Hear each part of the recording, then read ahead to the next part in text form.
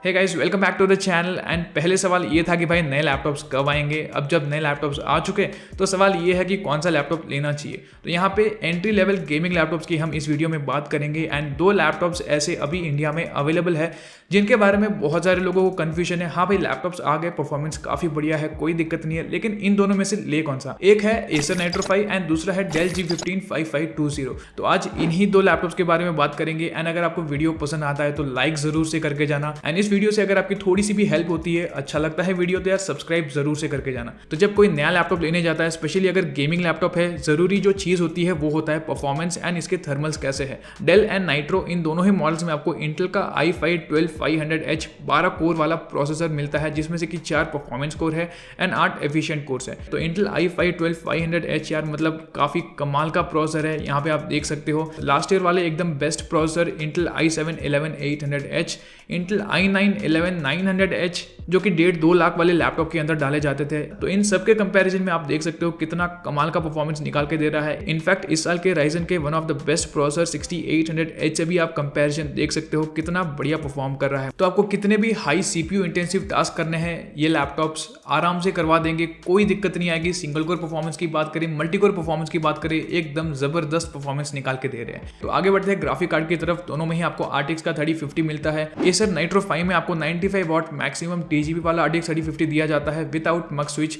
And यहाँ पे मक्स switch का सपोर्ट है, लेकिन अगर आप RTX 3060 या फिर उससे हाई एंड वाले मॉडल्स लेते हो एसर नाइट्रो 5 में, सिर्फ उन्हीं मॉडल्स में मक्स स्विच का सपोर्ट है। तो RTX 3050 के साथ आपको मक्स स्विच का सपोर्ट नहीं मिलेगा। एंड वही डेल G15 में एज ऑफ नाउ TGP के बारे में कोई इन्फॉर्मेशन नहीं है, बट मोस्ट प्रोबेबली ये मैक्सिमम TGP ही होने वाला है। अगर नहीं भी है 90 वॉट तो एटलीस्ट होगा ही होगा। एंड यहाँ पे भी आपको मक्स स्विच के बारे में कोई इन्फॉर्मेशन नहीं है। आई डोंट थिंक कि इस लैपटॉप में आपको मक्स स्विच का सपोर्ट मिलेगा। तो आगे बढ़ते हैं एक और काफी इंपॉर्टेंट डिफरेंस जो है इनकी रैम को लेके। एसर नाइट्रो 5 में आपको 3200 मेगाहर्ट्ज वाली अप टू 16 GB तक की रैम मिलती है एंड इसे आप 32 GB तक एक्सपैंड कर सकते हो। लेकिन डेल में आपको एकदम लेटेस्ट DDR5 4800 मेगाहर्ट्ज वाली रैम मिलती है एंड इसे भी आप अप टू 32 GB तक एक्सपैंड कर सकते हो। एंड एक चीज यहाँ पे और क्लियर कर दूं, अगर आपके लैपटॉप में DDR4 वाली रैम है तो वहाँ पे आप DDR5 यानी कि जो 4800 मेगाहर्ट्ज वाली रैम है वो नहीं लगा पाओगे। तो एसर नाइट्रो 5 में आपको अगर फ्यूचर में रैम को एक्सपैंड भी करना है तो 3200 मेगाहर्ट्ज वाली ही रैम लगेगी, 4800 मेगाहर्ट्ज वाली रैम को आप नहीं लगा पाओगे, मदरबोर्ड सपोर्ट नहीं करेगा। स्टोरेज की बात कर लेते हैं। दोनों में आपको Gen 4 वाली 512 GB की SSD मिलती है। एसर नाइट्रो 5 में एक और SSD का स्लॉट मिलता है एंड एक HDD का भी स्लॉट मिलता है, जहां पे आप अप टू 5400 RPM वाली हार्ड डिस्क को लगा सकते हो।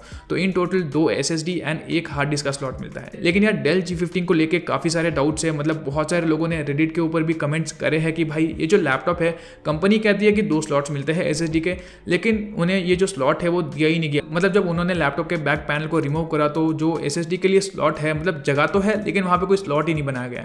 तो ये चीज एज ऑफ नाउ क्लियर नहीं है। तो अगर आप लोगों ने लैपटॉप लिया है या फिर आपको पता है कि 2 स्लॉट्स मिलते हैं, क्या सीन है, तो यार कमेंट सेक्शन में लिख के जरूर से बताना। तो फाइनली बात करते हैं ये लैपटॉप्स गेमिंग में कितना बढ़िया परफॉर्म करते हैं एंड इनके थर्मल्स कैसे हैं। तो गेमिंग परफॉर्मेंस टिपिकल जो RTX 3050 से एक्सपेक्ट करा जाता है उतना ही है।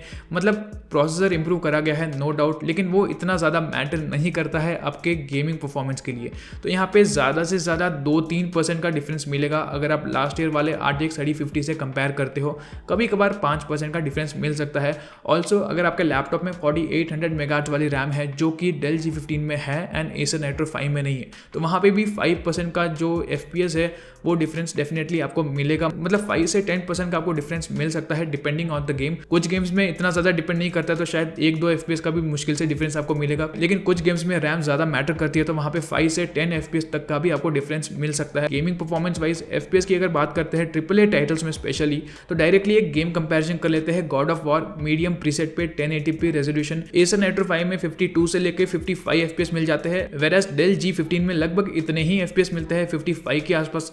लेकिन एसर नाइट्रो 5 से कंपेयर करते हैं तो ये जो FPS है वो थोड़े से हायर साइड पे रहते हैं। फॉर एग्जांपल अगर एसर नाइट्रो 5 में 50-52 भी ड्रॉप हो रहे हैं तो डेल G15 में 54-55 के आसपास मेंटेन हो जाता है। तो इन जैसे गेम्स में आपको ज्यादा ज़्यादा डिफरेंस नहीं मिलेगा, लेकिन कुछ गेम्स ऐसे हैं जिनमें कि आपको डिफरेंस थोड़ा सा नोटिस हो सकता है। लाइक फोर्जा होराइजन 5 में हाई सेटिंग्स के ऊपर एसर नाइट्रो 5 से 60+ FPS मिलते हैं, वेराज same specification same high settings के ऊपर डेल G15 जो है वो 70 या फिर उससे भी ज़्यादा टच कर जाता है। अगर हम थर्मल्स की बात करते हैं तो यहाँ पे भी जो डेल G15 है उसके टेम्परेचर्स थोड़े से ज़्यादा रहते हैं एसर नाइट्रो 5 के कंपैरिजन में, लेकिन इन दोनों ही लैपटॉप्स के CPU टेम्परेचर्स 85 से 90 डिग्रीज भी टच कर जाते हैं। जैसे कि अगर आप लाइट गेम्स खेल रहे हो लाइक वैलोरेंट हो गया या फिर एपेक्स लेजेंड, तो उन गेम्स में CPU टेम्परेचर्स 70 से लेके 75-78 के आसपास रहता है।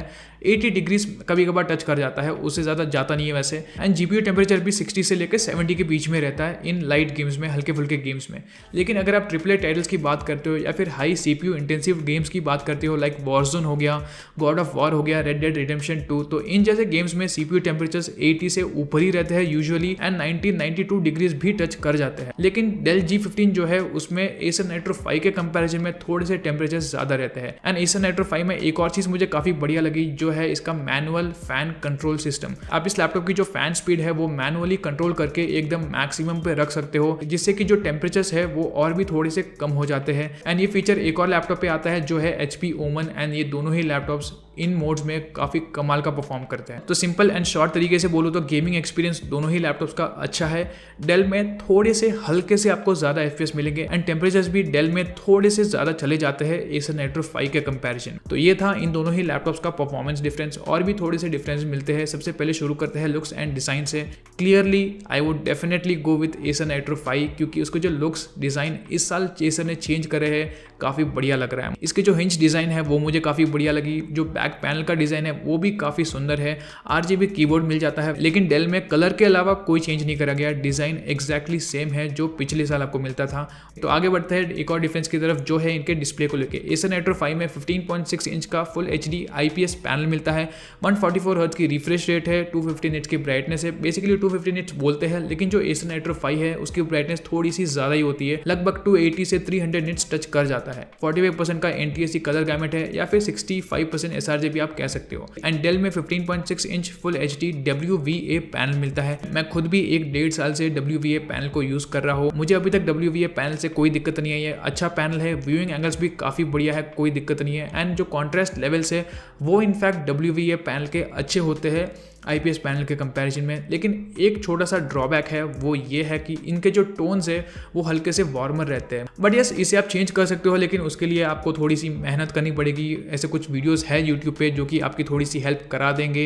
एंड अगर आपको एकदम प्रोफेशनल लेवल से कलर्स थोड़े से ठीक करने तो उसके लिए आपको एक्सटर्नल डिवाइस लेनी पड़ेगी कलर कैलिब्रेट करने के लिए। एंड 120 हर्ट्ज की रिफ्रेश रेट है, 250 निट्स की ब्राइटनेस, 45% NTSC। तो डिस्प्ले के मामले में डेफिनेटली यार I would say Acer Nitro 5 थोड़ा सा बढ़िया है डेल के कंपैरिजन में। तो बस यार मेन जो डिफरेंस थे वो यही थे, बाकी सारी चीजें लगभग सेम ही है। एंड प्राइसिंग भी दोनों ही लैपटॉप्स की एग्जैक्टली सेम है। 90,000 में दोनों ही लैपटॉप्स के 16 GB रैम वाले मॉडल्स आपको मिल जाएंगे। एंड डेल G15 को अगर आप डेल के ऑफिशियल साइट से परचेस करते हो 1500 रुपीज़ का आपको इंस्टेंटली डिस्काउंट दिया जाएगा अगर आप UPI या फिर नेट बैंकिंग के थ्रू पेमेंट करते हो। ऑल्सो बैग भी इंक्लूडेड है लैपटॉप के प्राइस के साथ ही। एंड कुछ वारंटी एक्सटेंड करनी है, अगर आपको 3 साल तक वारंटी वगैरह करनी है तो वहाँ पे भी अच्छे खासे ऑफर्स है। 1500 या फिर 2000 में वो भी हो जाता है, जो कि मैं आपको रिकमेंड करता हूँ। 2000 के नीचे कोई भी ऐसे वारंटी एक्सटेंड करने के ऑफर्स है तो ले लो। तो इतनी सारी बातें कर ली, आखिर लैपटॉप ले कौन सा? मैं होता तो डेफिनेटली मैं डेल G15 के साथ ही जाता। मेरे लिए लुक्स डिज़ाइन इतने ज़्यादा मैटर नहीं करते हैं, मुझे सिर्फ परफॉर्मेंस बढ़िया चाहिए जितना मैं पैसे दे रहा हूँ। तो ये कंप्लीटली मेरा पर्सनल ओपिनियन है। आपके लिए शायद लुक्स ज़्यादा मैटर करते हो तो डेफिनेटली एसर नाइट्रो 5 भी बुरा लैपटॉप नहीं है। सो बस आज के लिए इतना ही and my pick would be Dell G15 over Acer Nitro 5। And video पसंद आया है तो लाइक करो, वीडियो अच्छा नहीं लगा है तो डिसलाइक करो, कोई बात नहीं, लेकिन कुछ ना कुछ तो करके ज़रूर से जाना। एंड चैनल को अगर आपने सब्सक्राइब नहीं करा है तो वो भी कर देना। मिलता हूँ मैं आपसे ऐसे ही और इंटरेस्टिंग वीडियो में next time. Till then bye bye.